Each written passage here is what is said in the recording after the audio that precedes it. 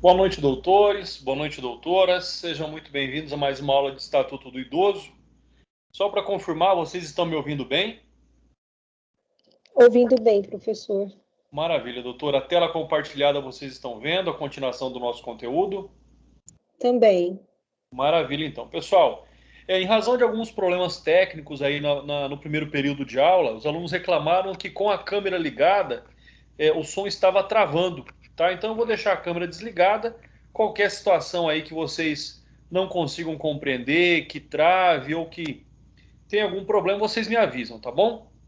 Mais uma vez a nossa aula está gravada. Na sequência, assim que nós terminarmos o nosso conteúdo de hoje, a aula também será postada lá no nosso canal do YouTube. Pessoal, vamos então dar continuidade aos nossos estudos. Vamos continuar aqui falando sobre os alimentos. O direito aos alimentos por parte do idoso. Em razão desse tema, nós temos aí dois artigos fundamentais e iniciais que tratam desta situação, que tratam deste direito do idoso. O primeiro deles, o artigo 11, ele vai dizer que os alimentos serão prestados ao idoso na forma da lei civil. Ou seja, ele já nos coloca aqui, ele já nos apresenta aqui o direito civil, o Código Civil, como a legislação genérica que trata desse tema. Então, nós temos aí a observação genérica do tema e a observação específica do tema.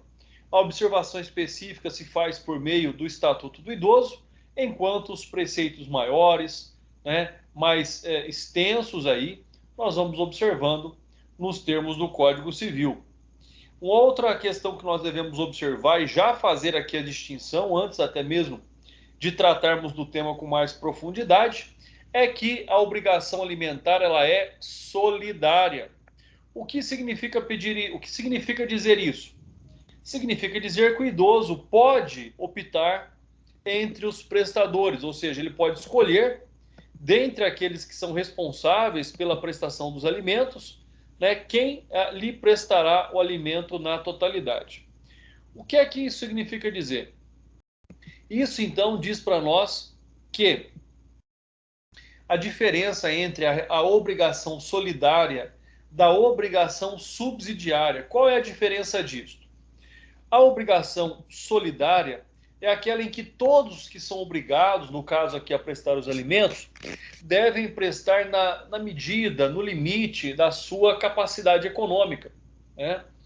E mais que isso, caso o idoso opte por cobrar somente de um dos responsáveis, ou seja, ele tem 3 filhos, né? Mas aí ele escolhe um só, aquele que está melhor financeiramente, ele entra com a ação só contra esse filho, né? O que acontece? Ele é obrigado a pagar a quota parte dos irmãos? É claro que não, tá? Mas o que ele vai ter que fazer? Para o pai, ele vai ter que pagar o valor integral. Vamos supor, ele vai ter que pagar o valor de um salário mínimo, R$ 1.100. E aí, então, entrar com uma ação de regresso contra os demais irmãos para cobrar a quota parte deles. Aí é onde entra algo extremamente importante, que é o chamado binômio, né, da necessidade barra possibilidade, ou seja, né, em que deve ser levado em consideração o quanto, né, o alimentando precisa e o quanto o alimentante pode pagar a este. Não se justifica também, por exemplo, né, que o alimentando receba um valor que vai incapacitar a própria subsistência, a própria sobrevivência do alimentante. Então, isso nós devemos levar em consideração também. Na responsabilidade subsidiária, ela também existe aqui nos alimentos, em que os mais próximos excluem a responsabilidade dos mais distantes. E quando eu falo em mais próximo e mais distante, eu não estou falando aqui de uma distância territorial, física. Eu estou falando da cadeia de sucessão. Então, ou seja, aqueles que teriam ali a obrigação, aqueles que já têm aquela obrigação, ela vai ser extremamente importante pelo fato de que, né, ou seja, vamos pensar assim, o filho, o avô, o senhor de idade tem que pedir alimentos ao filho. Mas o filho não tem condição, mas tem um neto que tem condição, então ele pode pedir ao neto. Ou o filho já faleceu, só tem um neto, então ele pode pedir ao neto. Então, nessa cadeia de sucessão, é onde os mais próximos excluem os mais distantes.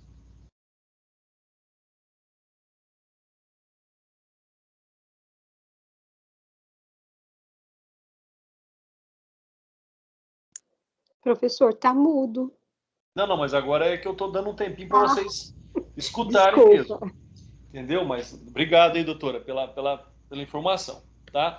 Então, olha só, com relação a essa situação onde os mais próximos excluem os mais distantes, mais uma vez, não é uma questão territorial, não é uma questão de distância, é uma questão de cadeia de sucessão hereditária.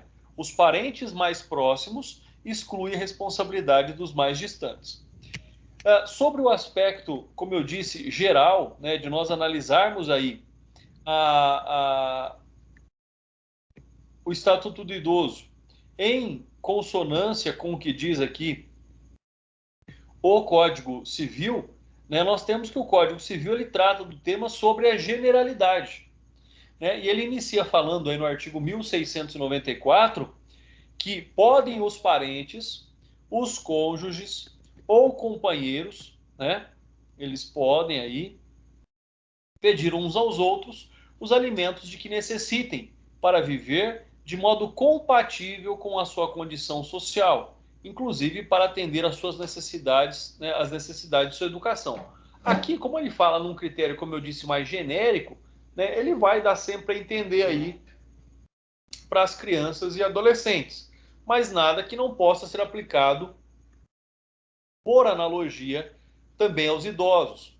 Olha o que eu falei agora há pouco sobre essa questão da exclusão de responsabilidades, né, pela questão da subsidiariedade. O artigo. Aqui, ó, bom, deixa eu falar do parágrafo 1º ainda do artigo 1694, que fala do binômio, né, necessidade barra possibilidade. Os alimentos devem ser fixados na proporção das necessidades do reclamante e os recursos e dos recursos da pessoa obrigada. Então tem que se buscar esse equilíbrio, né? Tem que se buscar esse equilíbrio entre o quanto o idoso precisa para sobreviver e o quanto, né, o responsável pelo pagamento dos alimentos pode pagar. Né? Nada justifica que um passe necessidade porque está prestando alimentos ao outro. Então, aí fica no parágrafo 1º esse binômio da possibilidade barra necessidade. Aí sim, né, no artigo 1696 do Código Civil, então agora nós estamos falando do Código Civil, né, já que o artigo 11 fala que os alimentos serão prestados ao idoso na forma da lei civil. Então, o artigo 1696 diz que o direito à prestação de alimentos ele é recíproco, ou seja, tanto os filhos podem pedir aos pais, quanto os pais podem pedir aos filhos, e extensivo aos ascendentes, recaindo na obrigação nos mais próximos em grau, uns na falta dos outros. Né? Aquela hipótese aqui, de uma forma geral, falando de alimentos, onde a avó é obrigada a pagar alimentos para o neto porque o pai da criança sumiu, porque o pai da criança não tem condição econômica de pagar. Então, os avós podem ser compelidos aí a pagar os alimentos e vice-versa, né? Os netos podem ser compelidos também a pagar os alimentos se não tiverem um filho que possa ser responsável por esse idoso. Conforme nós já observamos aqui, isso ficou bastante claro na aula anterior, a responsabilidade pela garantia aí, do direito dos idosos, ele é inerente à família, à sociedade e ao Estado. Né? E aí sim, o artigo 1697 do Código Civil diz que na falta dos ascendentes, cabe a obrigação aos descendentes, guardada a ordem de sucessão e faltando estes aos irmãos, assim germanos como unilaterais. Pessoal, na doutrina mais moderna, na melhor interpretação da lei, né, hoje não existe distinção entre irmãos, né, sejam irmãos do mesmo pai e da mesma mãe, ou sejam irmãos por parte de pai ou por parte de mãe. Irmãos germanos são os filhos do mesmo pai e da mesma mãe. irmãos unilaterais ou tem esse vínculo, né, em razão do pai ou em razão da mãe, né? Lembrando, mais uma vez, que filho, independente de ser biológico ou adotivo, é filho, tem todos os mesmos direitos, e irmãos, também não há mais essa necessidade de se considerar ou de se classificar como irmãos germanos ou unilaterais. O sentido aqui do artigo 1697 é exatamente o que eu disse, aquela questão subsidiária, ou seja, né, os parentes mais próximos não existindo mais ou não podendo prestar os alimentos, esses poderão ser cobrados dos mais distantes, na ordem da sucessão hereditária. Qualquer dúvida, pessoal, fiquem à vontade, participem, manifestem, perguntem.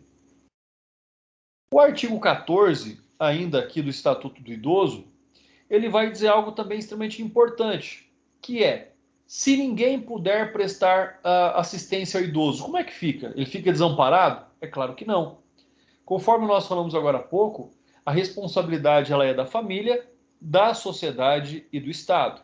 Então, se o idoso não pode prover a sua própria subsistência, se a família não pode prover a subsistência desse idoso, ou ele não tem família, logicamente que aí a responsabilidade cai sobre o poder público, né? E a forma que o poder público tem para agir desse modo é por meio, né, por meio aí do benefício de prestação continuada, né? É o meio pelo qual o Estado tem como amparar esse idoso, né? Lembrando que esse benefício de prestação continuada, ele está aí de acordo com os preceitos da assistência social.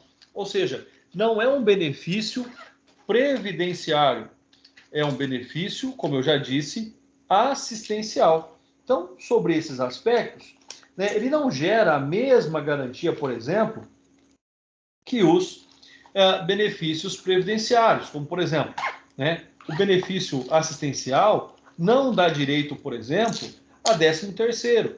O benefício assistencial não dá, por exemplo, o direito da pensão por morte. Então, esses critérios, são essas as situações onde, logicamente, ele é assistencial, ele é por um tempo determinado e pelo período em que a pessoa, de fato, precisar daquela ajuda. Então, é isso que nós devemos aí observar.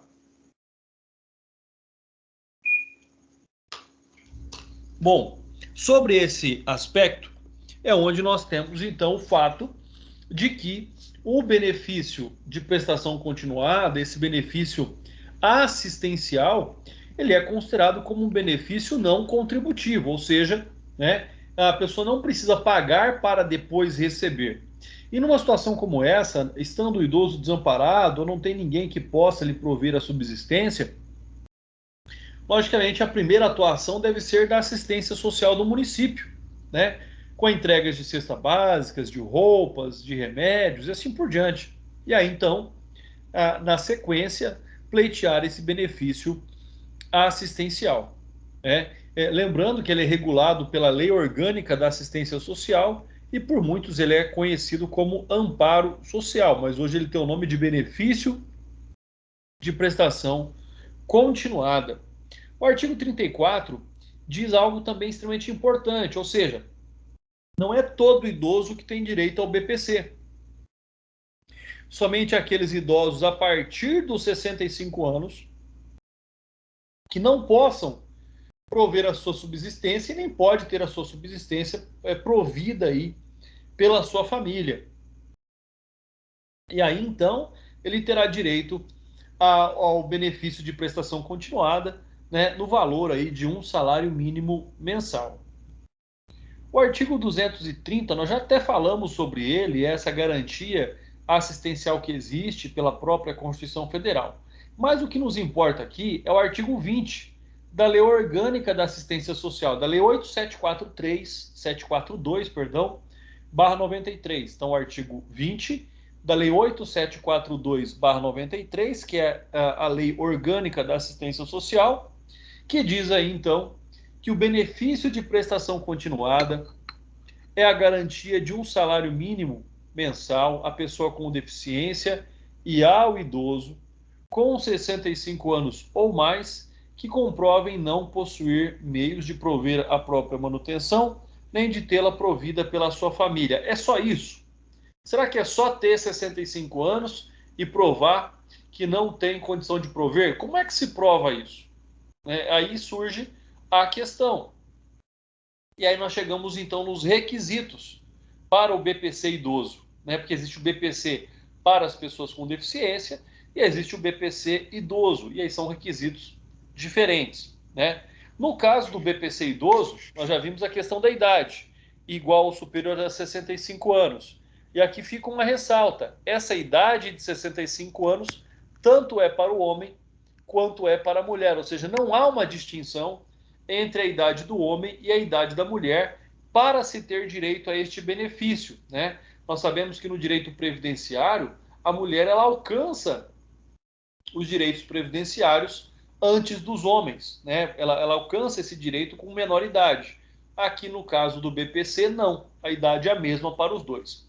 E aí surge agora a necessidade de uma explicação bastante minuciosa para vocês entenderem o requisito talvez mais importante do BPC. Além da idade e além dessa questão de não ter quem empreste o benefício, um outro fato importante é a questão da renda per capita.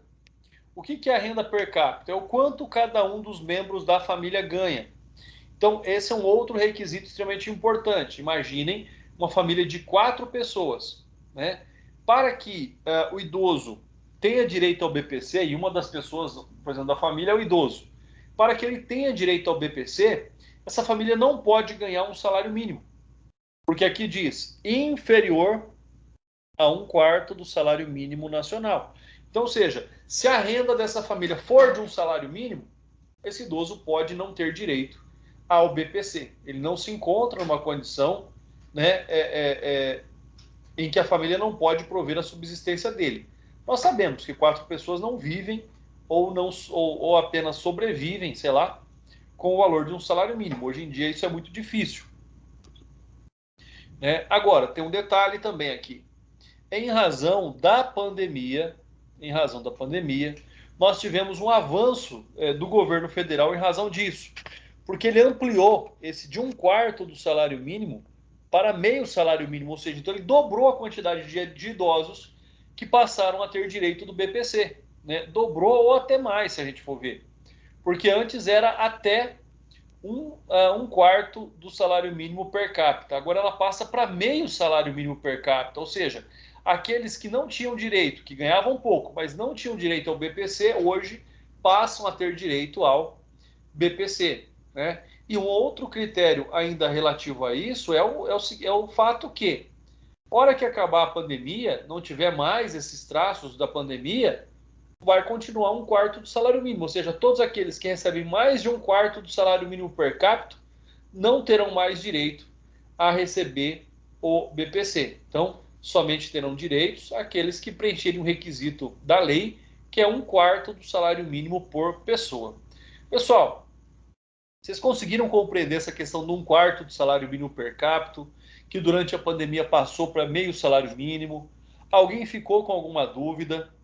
Pergunte agora que eu já vou explicando, pessoal. Fica mais fácil explicar durante a aula.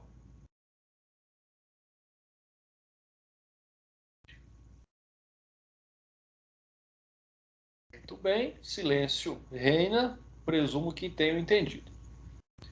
Vamos lá. Então, o que nós temos ainda com relação a isso?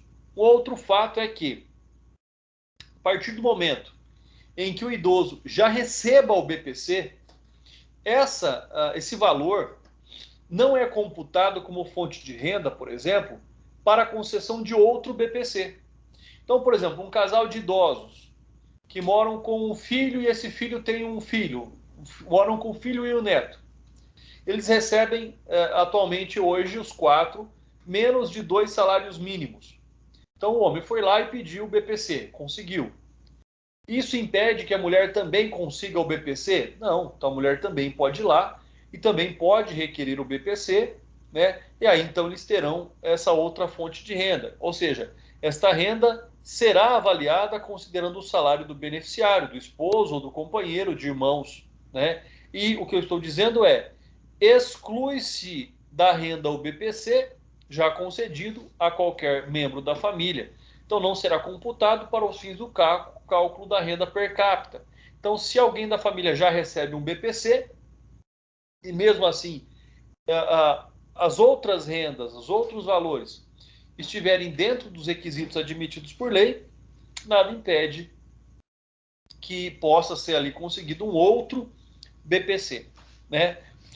Por se tratar de um benefício assistencial, conforme eu disse no início dessa aula, ele não vai gerar outros direitos, como gerariam os benefícios previdenciários, como no caso aí o 13º salário, né? Ele não deixa a pensão por morte, ou seja, se o beneficiário do BPC morre, esse valor não passa, não cumula para a sua esposa.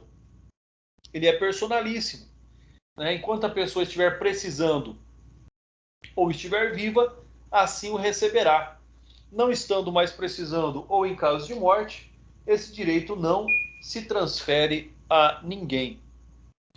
E o requerente não pode estar recebendo nenhum benefício previdenciário. Esse é um outro requisito também extremamente importante, porque o benefício previdenciário não é como o BPC, né? O benefício previdenciário ele é computado para o cálculo da renda per capita.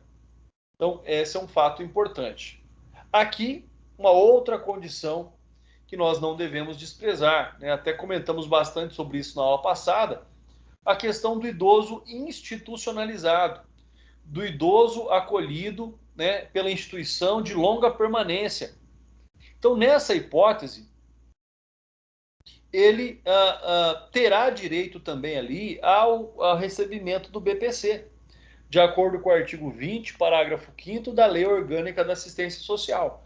Então, todos os idosos que não tenham direito à aposentadoria, que nunca contribuíram para o INSS e estejam institucionalizados, eles terão direito também a pleitear o BPC, né? Aqui eu trago para vocês aqui um exemplo que esse assunto foi cobrado num concurso público, mas a questão foi anulada, porque ela contrariou o próprio texto da lei. Então, aqui nós temos uma pergunta, né, da VUNESP, no concurso de defensor público estadual do estado de Rondônia, onde dizia que estava errada essa garantia do artigo 20, parágrafo 5º. É uma questão que foi anulada, mas é importante vocês saberem que esse é um tema muito cobrado aí em concursos públicos.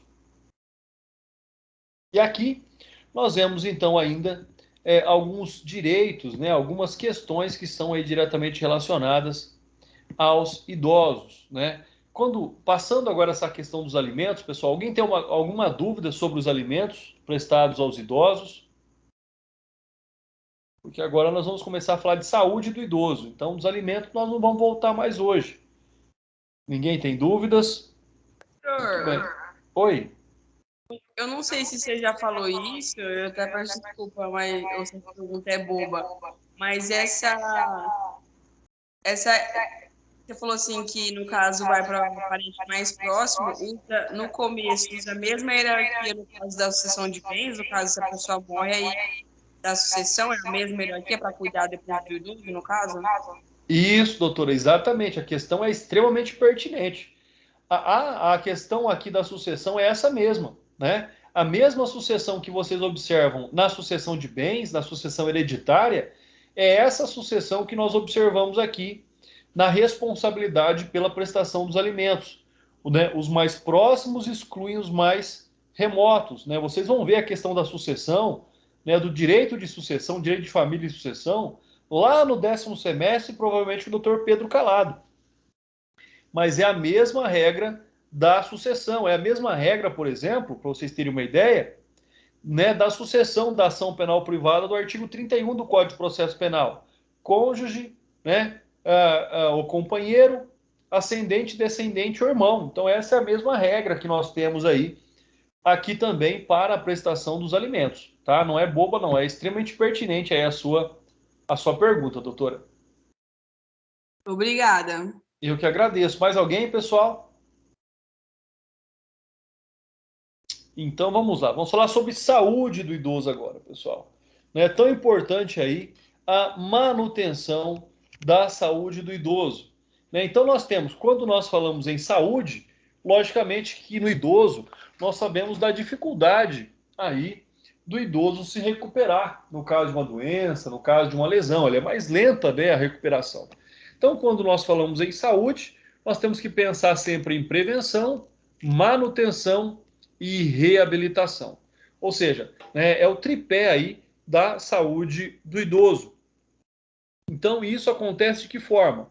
Logicamente, por meio da efetivação de políticas públicas, seja pelo cadastramento da população idosa na base territorial, seja pelo atendimento aí de geriátrico e gerontológico em ambulatórios, né, unidades geriátricas de referência com pessoal especializado nas áreas da geriatria e gerontologia social, atendimento domiciliar, incluindo internação em meios urbanos e rurais, reabilitação orientada pelo geriatra e gerontologia para a redução de sequelas, isso é muito comum, fornecimento gratuito de medicamentos extremamente necessário, né? Órteses, próteses e outros, vedação da discriminação do idoso nos planos de saúde em relação à cobrança de valores, vamos voltar aqui, valores diferenciados em razão da idade. Aqui fica uma ressalva. De um plano de saúde para o outro, pode mudar o valor? Pode, né? Dependendo da cobertura do plano de saúde, pode mudar também o valor? Pode. O que nós temos que observar é entre idades, né, ali, ou seja, um exemplo, né, entre 60 e 70 anos, por exemplo, para o mesmo plano de saúde, com a mesma cobertura, então a mesma faixa etária, para o mesmo plano de saúde, com a mesma cobertura, é onde que não pode ter a diferença aí de valores do plano de saúde. Tá? De um plano para o outro pode, em razão da cobertura de um plano para o outro também pode. O que não pode ter diferença de valor é mesmo plano, mesma cobertura e mesma faixa etária, né? Isso é a garantia que o idoso tem. Além disso, atendimento especializado aos idosos portadores de deficiência ou com limitação incapacitante. Então, esse atendimento que se adeque à necessidade do idoso, né, que cumpra ali com a missão, com a função de trazer para o idoso, né, o melhor conforto ali no atendimento, no restabelecimento, com técnicas adequadas à sua necessidade. O artigo 5º, pessoal, isso aqui também muitos idosos não sabem, não conhecem dos seus direitos, né, e cabe a todos nós aqui levar ao idoso esse conhecimento. Então, o artigo 5º, o artigo 15º, parágrafo 5º, traz aí uma importante regra. Qual é essa regra? É vedado exigir o comparecimento do idoso enfermo perante os órgãos públicos para postular serviços públicos que lhes são assegurados.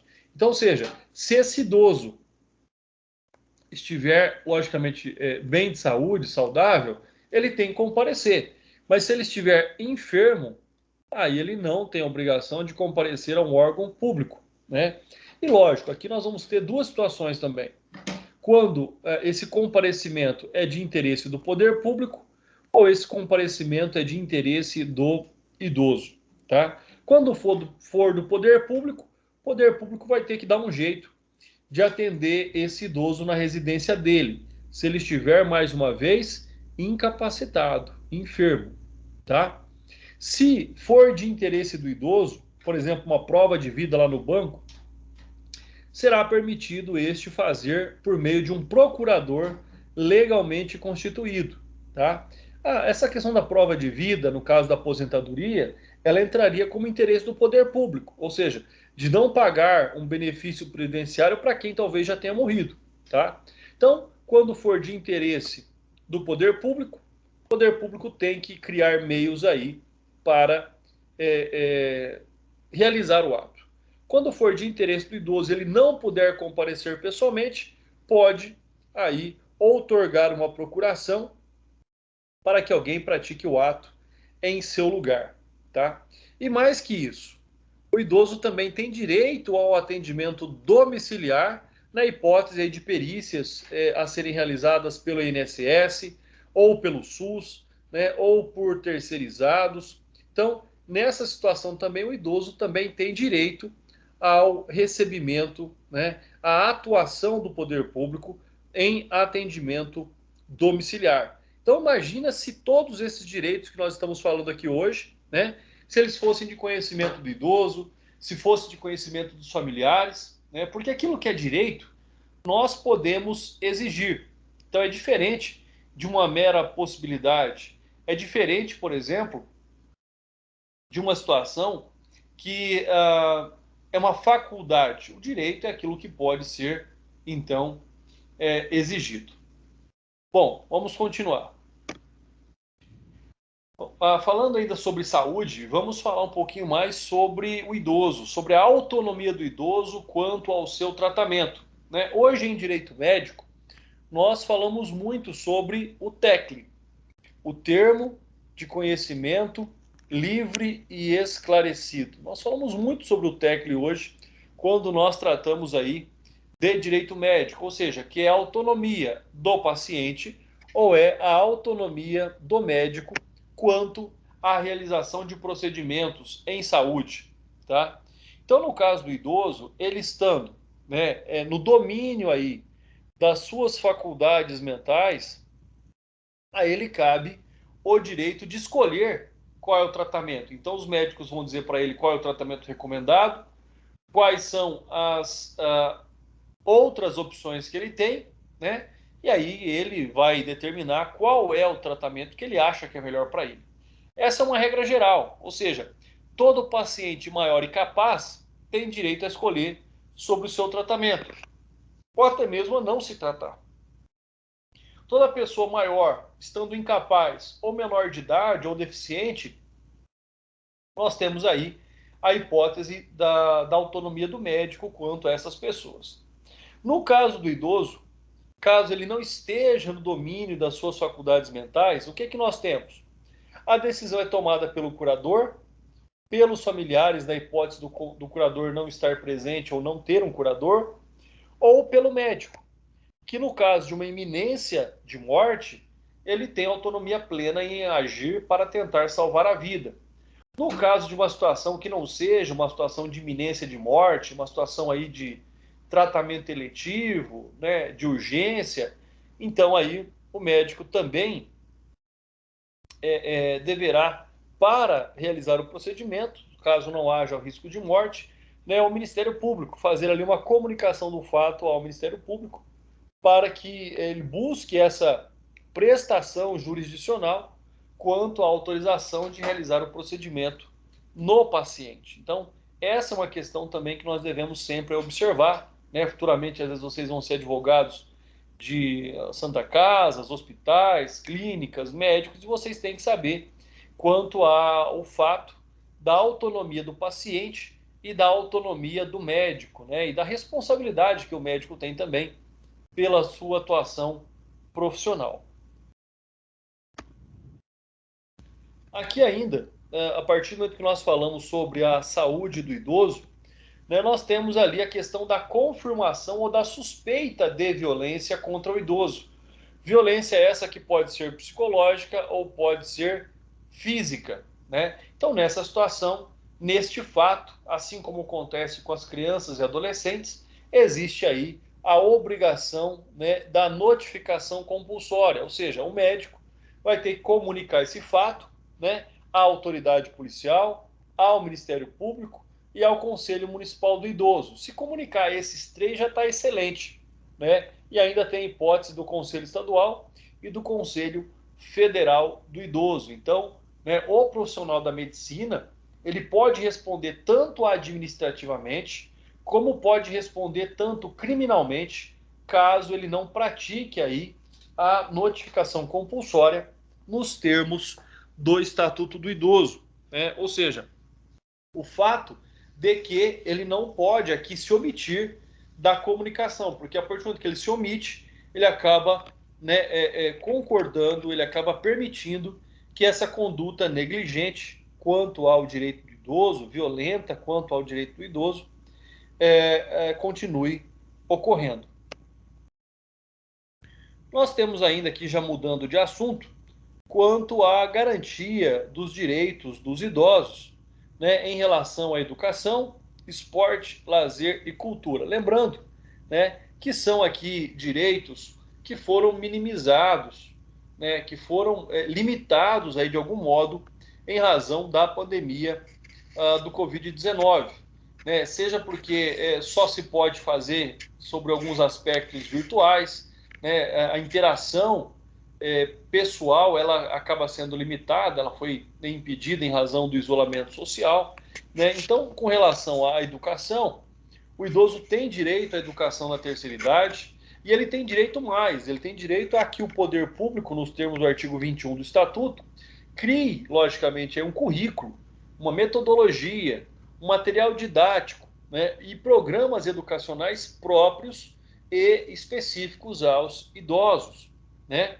Além disso, nós temos a criação da universidade aberta para pessoas idosas, que haverá então ali um incentivo à publicação de livros, né, conteúdos de padrão editorial adequados sempre aí aos idosos.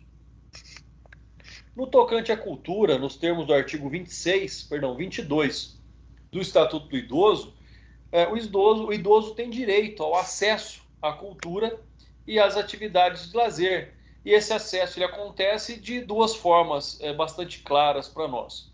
Tanto pelo desconto de 50%, né, vamos voltar aqui, desconto de 50% nos ingressos para eventos artísticos, culturais e esportivos.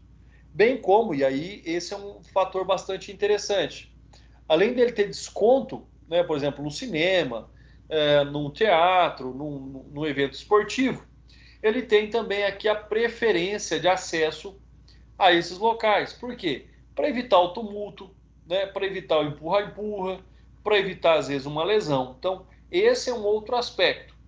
Um direito que o idoso tem e que a gente não vê mais, isso é muito raro hoje a gente perceber isso de forma clara e objetiva, é a obrigação que os meios de comunicação têm em destinar, seja no rádio, na televisão, né, não importa, destinar um espaço de horário especial aos idosos, né, e com a finalidade sempre informativa, educativa, artística e cultural. Pessoal, isso não é só para o idoso, tá?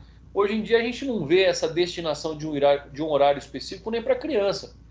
Se nós pegarmos aí de manhã, todas as manhãs, talvez um ou outro canal aí aberto é que vai estar passando um desenho ou alguma atividade para as crianças. Então isso já não é mais uma garantia absoluta, mas de acordo com tanto o Estatuto da Criança e Adolescente como com relação ao Estatuto do Idoso, existe essa garantia aí de destinação de meios de comunicação, de horários específicos, para que possa ter um conteúdo, né, destinado aí exclusivamente aos idosos também, o que na prática, como eu disse, a gente não vê. Na continuidade, então, já falamos um pouquinho sobre habitação, mas é importante sempre frisar, né, que em programas habitacionais, 3% dos imóveis devem ser destinados exclusivamente aos idosos, ou seja, 3% dos imóveis devem vir com toda a acessibilidade, com toda a adaptabilidade ao idoso. Então, todos os idosos, né, participarão do sorteio de 3% das habitações, dos conjuntos habitacionais, tanto nos termos do artigo 37 quanto do artigo 38 aí do Estatuto do Idoso. Um outro fato que não pode aí passar desapercebido é o seguinte: aqueles idosos que não foram sorteados, né, nesse sorteio exclusivo aí dos 3%, eles poderão, né, participar em concorrência em pé de igualdade com as demais pessoas que vão aí participar do sorteio das outras 97% das casas dos conjuntos habitacionais, tá? Além disso, o idoso tem, em relação à sua comunidade, ao local em que ele vive, ele tem também o direito à implantação de equipamentos urbanos comunitários voltados para o idoso, né? Eliminação de barreiras arquitetônicas, como escadas, pisos não derrapantes e assim por diante. E mais que isso, caso ele queira aí adquirir o seu imóvel financiado, ele terá direito também, voltando aqui um pouquinho, terá direito também a financiamento compatível com o rendimento da sua aposentadoria, né? Via de regra, né, não deveria comprometer mais do que 30% da sua renda mensal. Então, além dessas questões, dessas políticas públicas que nós já observamos, temos aí também a questão do financiamento compatível com o rendimento de aposentadoria e pensão dos idosos. Com relação aos transportes, o direito que o idoso tem quanto aos transportes, nós podemos dividi-los pelo menos em dois, né? Em caráter municipal e em caráter interestadual, tá? De que forma nós podemos observar isso? Nós podemos observar sobre as seguintes circunstâncias. O artigo 39 do Estatuto do Idoso diz que são beneficiários tarifários, olha só com relação à idade novamente, os maiores de 65 anos. Então, eles são beneficiários tarifários, né? Aqui pensando em nível municipal. E desses assentos em transporte público municipal, 10% deve ser reservado exclusivamente aos idosos, tá? Aí você vai perguntar o seguinte, André, mas idoso não é toda pessoa maior de 60 anos? É. Mas então, e entre essa faixa dos 60 aos 65 anos, como é que fica? Depende da legislação local. A legislação local, ela não pode criar restrições que a legislação federal não criou, mas ela pode ampliar direitos que a legislação federal já determinou. Então, ou seja, a legislação local pode aí reduzir a idade, por exemplo, né, entre 60 e 65 anos, enquanto a legislação federal, o próprio Estatuto do Idoso, trata que teria direito a esse benefício tarifário somente os maiores de 65 anos. Então, né, a lei municipal, por exemplo, ela pode criar questões mais vantajosas. Ela não pode nunca criar restrições que não foram criadas pela legislação federal. Em relação ao transporte interestadual, pessoal, isso muda um pouco, né? Vocês viram que lá no transporte coletivo urbano é 10% das vagas. Aqui, por veículo, apenas 2 vagas são gratuitas aos idosos. E existe uma outra limitação, que é a limitação de renda. Esse idoso também não pode ter um rendimento maior do que 2 salários mínimos, tá? Então ele tem que ter um rendimento igual ou inferior a 2 salários mínimos para ter direito em cada veículo, né? Existem lá 2 vagas gratuitas reservadas para os idosos. E aí fica a pergunta, bom, os 2 idosos que chegaram primeiro pegaram as vagas gratuitas, e o resto? E se tiver mais 5, se tiver mais 10 idosos ali para viajar naquele ônibus? Se eles preencherem os mesmos requisitos, eles terão direito a 50% no mínimo de desconto na passagem. Ou seja, né, estejam dentro da idade por lei permitida e preencham também o requisito aqui da renda igual ou inferior a 2 salários mínimos. E aí nós temos um quadro comparativo entre essas duas hipóteses. Transporte coletivo urbano, 10% dos assentos, e não há aqui nenhuma restrição quanto a valor de remuneração. Já o transporte interestadual, apenas 2 assentos por veículo, por ônibus, né? Aqueles que ultrapassarem terão direito a 50% de desconto, e todos eles devem aí se manter dentro desse patamar de rendimentos, que é renda inferior ou igual a 2 salários mínimos, né? Então, essa é também aí uma outra característica que deve ser observada. Um outro fato aqui que nós devemos observar ainda com relação aos idosos, a questão do transporte, é a questão da reserva de vagas de estacionamento. Então, 5% das vagas de estacionamento aqui, estacionamentos públicos ou privados devem ser garantidas aos idosos e mais, devem ser colocadas ali em local de fácil acesso, né, que favoreça o idoso, por exemplo, em fazer suas compras, em se deslocar, tá? Uma outra questão relativa ainda aos transportes coletivos é o fato da preferência do idoso em entrar e sair, né, para que, da mesma forma, como nós já vimos anteriormente, não sofra ali nenhum acidente, não seja empurrado, não sofra nenhuma lesão. Então também tem essa preferência aí, né, nos transportes coletivos, quanto aos embarques e os desembarques. Bom, falamos bastante do idoso, sobre direitos, mas é importante também buscar meios de garantir a efetivação desses direitos. Isso acontece por meio de medidas de proteção, tá? Essas medidas de proteção são medidas, logicamente, como o próprio Estatuto do Idoso determina, medidas de acolhimento, medidas de proteção, até porque nós estamos diante de uma lei, né, bastante aqui protetiva. E o que nós temos a respeito disso? Lembrando que a responsabilidade sobre o idoso é da família, da sociedade e do Estado. Então, esses direitos dos idosos, eles podem ser ali violados, eles podem ser ameaçados, tanto por ação quanto por omissão da sociedade ou do Estado, por falta de omissão ou abuso da família, curadora, entidade de atendimento, e também em razão da sua própria condição, né, pessoal. Além da família, além da sociedade, o Ministério Público, nos termos do artigo 129 da Constituição Federal, tem a prerrogativa de função de proteção do idoso, né? E isso acontece, logicamente, sempre tentando preservar os vínculos familiares, né? Encaminhando, quando necessário, o idoso, né, a família, ao curador, mediante termo de responsabilidade, orientação, apoio e acompanhamentos temporários, requisição de tratamento de saúde, inclusão em programa oficial comunitário de auxílio, abrigo em entidade ou abrigo temporário. Então nós vamos ver que essas medidas de proteção do idoso, elas têm como finalidade aí, né, esse acolhimento do idoso.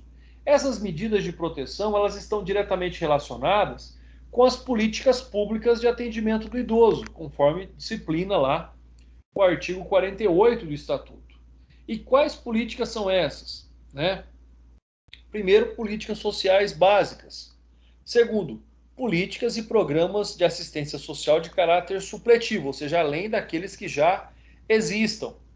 Serviços especiais de prevenção e atendimento às vítimas de negligência, maus tratos, exploração, abuso, crueldade e opressão. Serviço de identificação e localização de parentes ou responsáveis por idosos abandonados em hospitais e até mesmo em instituições de longa permanência, né? A reaproximação, o reencontro muitas vezes deste idoso com a sua família. Proteção jurídico-social por entidades de defesa dos direitos dos idosos. Mobilização da opinião pública no sentido da participação dos diversos segmentos da sociedade e atendimento ao idoso. Mas, além dessas políticas de atendimento, nós temos também a fiscalização das entidades de institucionalização dos idosos, né? Isso foi comentado muito alguns anos atrás aí, sobre a condição desumana que idosos eram mantidos nessas instituições. Então, nessas instituições de longa permanência, né, de acordo aí com o artigo 49, elas devem seguir alguns princípios. Quais são os princípios? Quais são as obrigações dessas instituições para com o idoso? Primeiro, a preservação dos vínculos familiares. Segundo, o atendimento personalizado e em pequenos grupos. Terceiro, manutenção do idoso na mesma instituição, levando-se em consideração aqui o fato que o idoso tem uma dificuldade muito maior de adaptação com mudanças. Participação do idoso nas atividades comunitárias de caráter interno e externo, observância dos direitos e garantias dos idosos, preservação da identidade do idoso, e oferecimento de ambiente de respeito e dignidade. Então, são os princípios aí, né, que essas instituições de longa permanência devem obrigatoriamente seguir. E quando elas não seguem, o que acontece? Aí nós temos a fiscalização delas, né? De acordo com o artigo 50, cabe a fiscalização dessas entidades, sejam elas governamentais ou não, por meio do Conselho do Idoso, do Ministério Público, da Vigilância Sanitária, por exemplo. Além disso, né, nós temos, de acordo com o artigo 54, a obrigação dessas instituições de prestar contas, de dar publicidade dos valores recebidos e onde é que eles são, então, empregados, né? E aí nós temos, então, quais são as punições por para essas entidades. Se elas forem governamentais, nós temos a advertência, o afastamento provisório de seus dirigentes, afastamento definitivo desses dirigentes, fechamento de unidade ou interdição de programa. O fechamento de unidade é mais difícil, porque você vai ter que destinar esses idosos para uma outra unidade. Então fica bastante mais difícil, né, ter essa situação. Mas em algumas situações é irreversível, não tem como. Já para as entidades não governamentais, né, nós temos a advertência também, nós temos a multa, suspensão parcial ou total de repasses de verbas públicas, interdição da unidade ou suspensão de programas de proibição de atendimento a idosos a bem do interesse público. Então muda pouca coisa, mas existem essas sanções administrativas aí impostas às entidades de longa permanência de idosos, né? E por fim, pessoal, quanto a essas infrações, quando elas existirem, quais são as punições? Então, primeiro, se a entidade de atendimento deixar de cumprir as determinações do artigo 50, né, o rol das obrigações, multa de R$500 a R$3.000 se o fato não for considerado como crime. No caso de interdição do estabelecimento de longa permanência, os idosos abrigados serão transferidos para outra instituição às expensas, ou seja, sobre a responsabilidade financeira, né? Essa instituição que foi fechada, que foi aí limitada, ela vai ter que pagar pelas despesas desse idoso em outra instituição financeira. Perdão, outra instituição de acolhimento ao idoso, tá? Se o profissional da saúde, olha aqui aquilo que nós falamos, se o profissional da saúde deixar, né, aí de comunicar à autoridade competente os casos de crime contra o idoso, ou que ele tiver conhecimento, né, ou seja, se ele agir por omissão, ele vai receber uma multa de R$500 a R$3.000, podendo, em caso de reincidência, ser aplicada até o dobro. E mais ainda, se a entidade deixar de cumprir as determinações desta lei sobre a prioridade de atendimento, não der prioridade de atendimento ao idoso, multa de R$500 a R$1.000, né? Mais a multa civil. Lembrando aqui que essa multa civil tem critério, tem caráter indenizatório, né? E em caso aí de ocorrência nessa situação, ainda a reparação dos danos sofridos aí pelos idosos.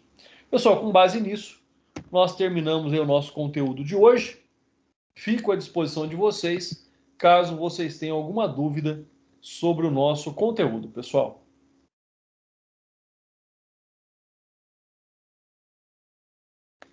Bom, não havendo dúvidas, ou caso essas dúvidas surjam posteriormente, estarei à disposição de vocês. Fiquem com Deus, um forte abraço e até a nossa próxima aula, pessoal. Até mais. Boa noite, professor. Boa noite, um abraço. Boa noite, professor. Boa noite. Boa noite a todos. Muito obrigado pela presença de todos vocês. Valeu, boa noite, professor. Bom descanso. Valeu, tchau, tchau. Valeu.